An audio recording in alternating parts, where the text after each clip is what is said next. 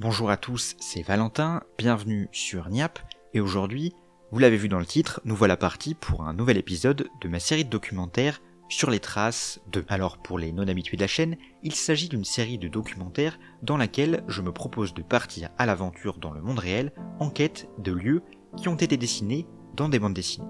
Et de tous les voyages que j'ai pu réaliser depuis 2013, celui effectué à Prague en 2019 fut assurément le plus marquant.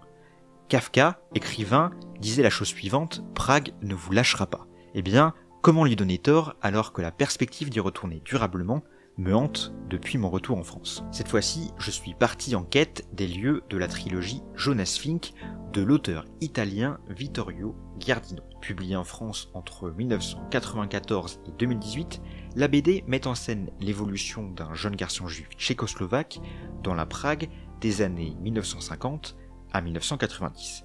Et d'ailleurs, le premier tome a été primé au Festival d'Angoulême en 1995. Désormais rassemblé chez Casterman au sein de deux intégrales, respectivement nommées Ennemi du peuple et Le libraire de Prague, l'histoire de Jonas et de sa famille est intimement liée aux nombreuses métamorphoses qu'a connues Prague dans la seconde moitié du XXe siècle. Et vous vous en doutez, ce tournage fut pour moi un véritable défi, car la saga s'écoule sur 40 ans, plus de 300 pages et met en scène des dizaines de lieux existants, géographiquement éloignés. Lors de la préparation de mon voyage, j'ai cette fois-ci eu le plaisir d'échanger avec l'auteur Vittorio Giardino, qui a su aiguiller mes recherches sur les lieux qu'il m'était possible de retrouver, et ce, tout droit issu de son imagination. Et dans cet épisode, plus encore que dans les précédents, ce n'est pas nécessairement la réalité qui précède à la fiction. Nous voilà partis pour un nouvel épisode sur les traces d'une bande dessinée.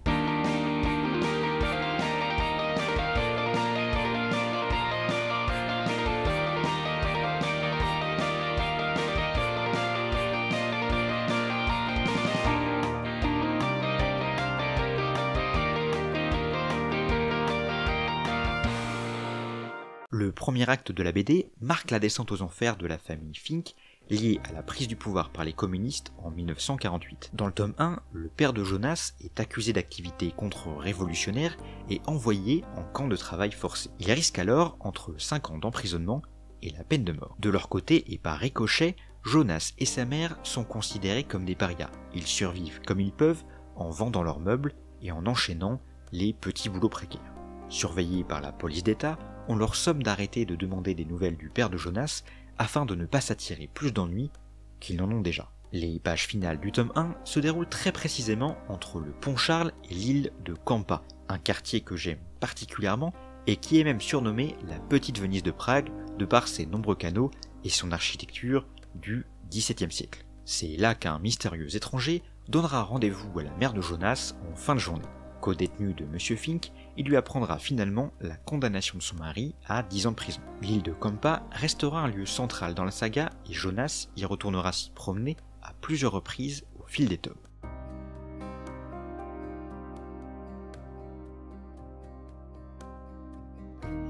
Pris sous l'aile du plombier Slavek alors qu'il travaille sur un chantier, Jonas va faire de la brasserie Kralika sa deuxième maison. Ce bar pragois, très fréquenté, s'avère être aussi l'épicentre de tout ce qui se passe en ligne. Les camarades russes n'hésitant pas à s'épancher sur les soubresauts du régime grâce à l'alcool. Lieu d'émancipation des idées, cette brasserie, aussi authentique qu'elle puisse paraître, s'avère pourtant totalement fictive. Il s'agit en réalité d'un double hommage de Vittorio Giardino au romancier tchèque Hašek. Le soldat Křivec, l'un des personnages emblématiques de cet auteur du début du XXe siècle, fréquentait en effet une brasserie nommée Kalitcha, littéralement à la coupe de vin. Si celle-ci existe bel et bien, Vittorio Giardino a quant à lui préféré s'en inspirer sans la reproduire. Křivec est donc devenu Slavek, le plombier. Quant à la brasserie Kalitcha, Vittorio Giardino en a fait le Kralik, Kralik voulant tout simplement dire lièvre en tchèque. Mais au gré des années, cette fiction, elle a fini par devenir réalité. Et lors de mon voyage en 2019, j'ai ainsi pu découvrir fortuitement un bar-restaurant familial nommé Kralik. S'il a désormais fermé ses portes, ce fut une expérience incroyable que de découvrir presque 30 ans plus tard l'enseigne d'un restaurant similaire à celui que l'on découvre dans la BD. On reconnaît sans mal un lièvre au-dessus d'un passage couvert, lequel mène lui aussi à une brasserie. Troublant.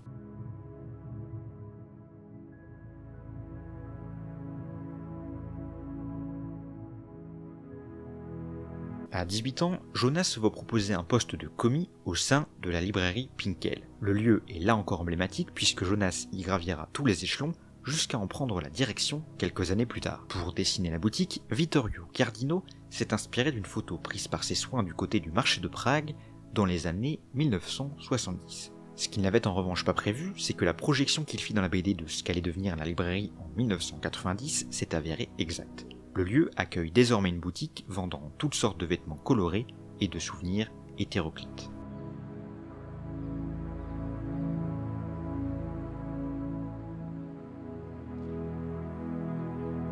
À 2 km de la librairie, de l'autre côté de la Moldo, le fleuve qui coupe la ville en deux, se trouve la colline de Pétrin. C'est à cet endroit que Jonas retrouvera ses amis en marge de ses journées à la librairie. Ensemble, ils formeront le groupe Odradek, une association pour la survie mentale consistant à lire en groupe des livres interdits par le régime communiste. Livres étrangers, poèmes, recueils de nouvelles de Kafka, on ne compte plus les livres dont la détention est devenue illégale dans la Prague communiste de 1956. En parlant de régime communiste, certains de ses partisans se retrouvent également sur la colline de Pétrin pour comploter.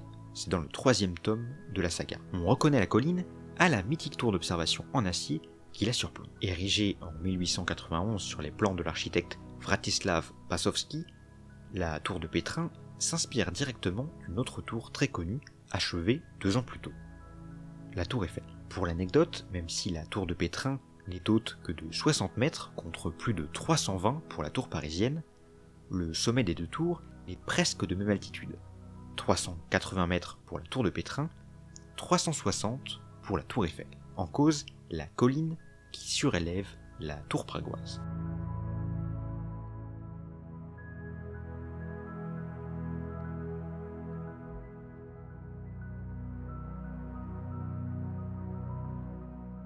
Mais revenons-en à Jonas. C'est précisément au cours des réunions du club de lecture sur la colline de Pétrin que le jeune garçon tombera amoureux de Tatjana, une jeune fille russe du même groupe. Leur romance fondatrice dans l'histoire personnelle de Jonas sera l'occasion de plusieurs déambulations communes dans Prague. Ensemble, ils se promèneront à proximité du mythique pont Charles. Long de plus de 500 mètres, cet édifice incontournable de Prague comporte une haie d'honneur d'une 30aine de statues, ce qui n'est pas sans rappeler le pont des Anges que nous avions vu dans la vidéo sur Rome. Mais le plus marquant à propos de ce pont est peut-être à chercher dans la liste des architectes qui en sont à l'origine. On y trouve en effet un certain Peter Parler et un autre nommé Otto, des noms qui m'ont directement fait penser à Peter Parker, alias Spider-Man, et son ennemi juré, Otto Octavius, alias Dr Octopus. Amusant quand on sait que Spider-Man se rendra bien à Prague près de 6 siècles plus tard.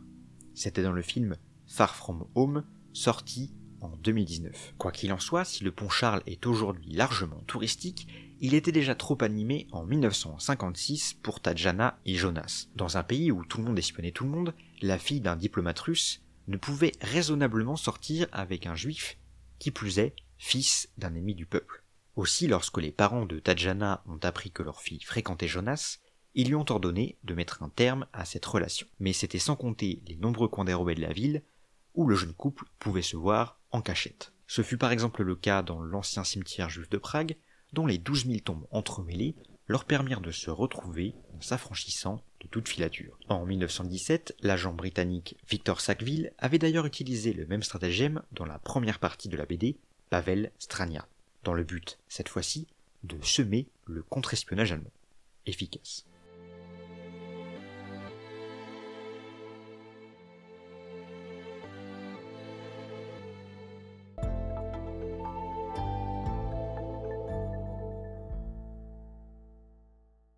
Du côté de Jonas, le bonheur et l'équilibre retrouvés seront cependant de courte durée, car Tatjana sera éloignée à Moscou par ses parents. Quant à Pinkel, le libraire, le voilà arrêté par le régime pour diffusion d'ouvrages interdits. Nous sommes alors toujours en 1956. Pinkel ne sera finalement libéré qu'au début de l'année 1968, suite à l'avènement à Prague du socialisme à visage humain. Il s'agit d'une mutation politique interne prônant le retour de la liberté de la presse ainsi que la fin de la censure et des écoutes aléatoires. Une légère libéralisation qui tente à éloigner Prague de l'URSS. Profitant de sa liberté retrouvée, Pinkel choisit de déjeuner au Café Impérial avec son ami et poète Gustav Blodek. Érigé en 1914 dans le pur style art déco, ce mythique café-hôtel de Prague est notamment connu pour ses sublimes décorations en céramique et sculptures des artistes Jan Bénès et Joseph Drahonovski. À l'instar du Café Central que nous avons vu dans l'épisode sur Vienne, le Café Impérial fut lui aussi le repère d'artistes. Ce fut par exemple le cas de l'écrivain Franz Kafka ou du compositeur Léos Janáček. Pour ma part, j'ai d'ailleurs fortuitement et longtemps associé le Café Impérial à la capitale autrichienne, mais à ma décharge, c'est parce qu'il fait une apparition dans un film que j'aime beaucoup, L'Illusionniste, dont l'action est censée se passer à Vienne en 1900.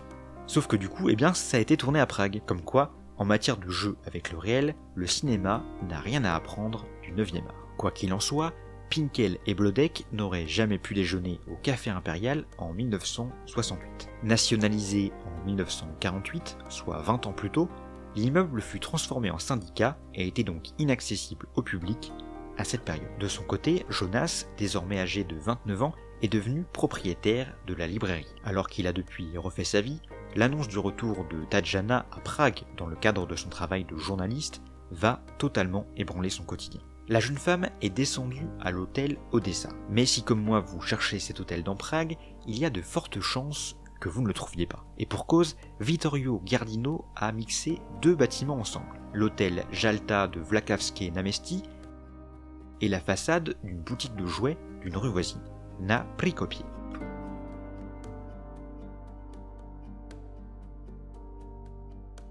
En parlant de jouets, saviez-vous que l'un des emblèmes de République tchèque est une petite taupe noire et grise au nez rouge? Issue d'un dessin animé muet, elle est si populaire dans le pays qu'elle a même été emportée dans l'espace en 2011 et en 2018. Au total, elle aura passé plus de 6 mois dans l'espace, là où, à ce jour, le seul cosmonaute tchécoslovaque à y avoir été n'y aura passé, lui, que 7 jours, 22 heures et 17 minutes. C'était à bord du vaisseau spatial Soyouz 28 en 1978. Et comme je m'amuse à créer des passerelles cachées entre mes documentaires, vous avez déjà aperçu la petite taupe en peluche en fond de l'épisode de Rome. À Prague, en 1968, le réveil démocratique fut de courte durée, et la BD en témoigne par la mise en scène de communistes fidèles à l'ex-URSS. Nostalgiques de la rigueur des années 50, les voilà qui complotent à différents endroits de la ville. On les retrouve notamment devant la salle d'architecture fonctionnaliste Manès,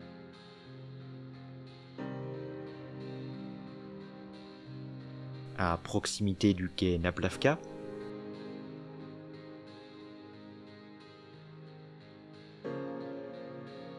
ou bien encore du côté de Visegrad, fief légendaire des rois de Bohême.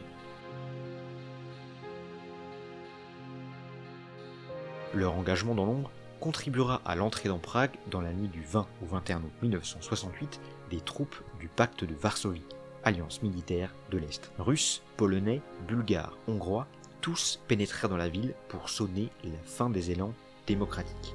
Parallèlement, le gouvernement tchécoslovaque appela son armée à ne pas opposer de résistance. Dans la BD, c'est Alena, une amie de Jonas et Tatjana, qui fut alertée la première de l'invasion. Employée au siège de la radio publique de Prague, elle assiste impuissante au siège de leur logo. L'immeuble de style fonctionnaliste a été fidèlement reproduit par Vittorio Giardino dans la BD. Inauguré en 1933, il est d'ailleurs toujours en activité aujourd'hui et continue d'abriter la radio publique tchèque.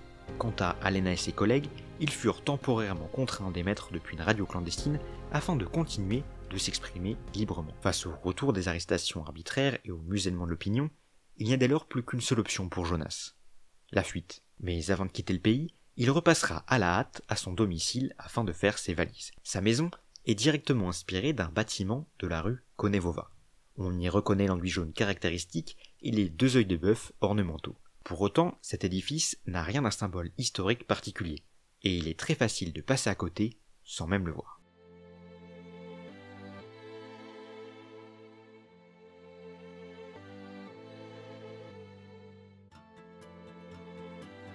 Contrairement à ce qu'il prévoyait, Jonas ne remettra finalement les pieds à Prague qu'en 1990, soit 22 ans plus tard. La ville a alors changé de régime et ne demeure plus des soviétiques que le premier char à être rentré dans la ville. C'était cette fois-ci en 1945 pour la libérer de l'occupant nazi. Aujourd'hui, ce char n'est plus visible place Kinski. L'artiste David Cerny l'a en effet repeint en rose le 28 avril 1991, ce qui lui vaudra à l'époque une polémique et une incarcération. Repeint en vert, le char fut à nouveau repeint en rose par 15 députés qui ont usé de leur immunité parlementaire. À nouveau repeint en vert, il fut finalement repeint en rose, couleur qu'il arbore toujours aujourd'hui. Monument symbolique encombrant, il a néanmoins été déplacé au musée technique militaire de Lezany à l'occasion d'une restauration de la place.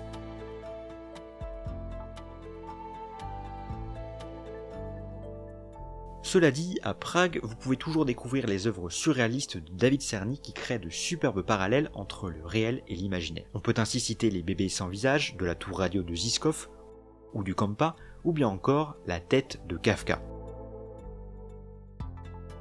Avec cet épisode, j'espère vous avoir donné envie de visiter Prague et surtout de lire Jonas Fink. Vous l'aurez compris, j'ai eu un gros coup de cœur tant pour la ville et son atmosphère magique que pour le trait de Vittorio Gardino.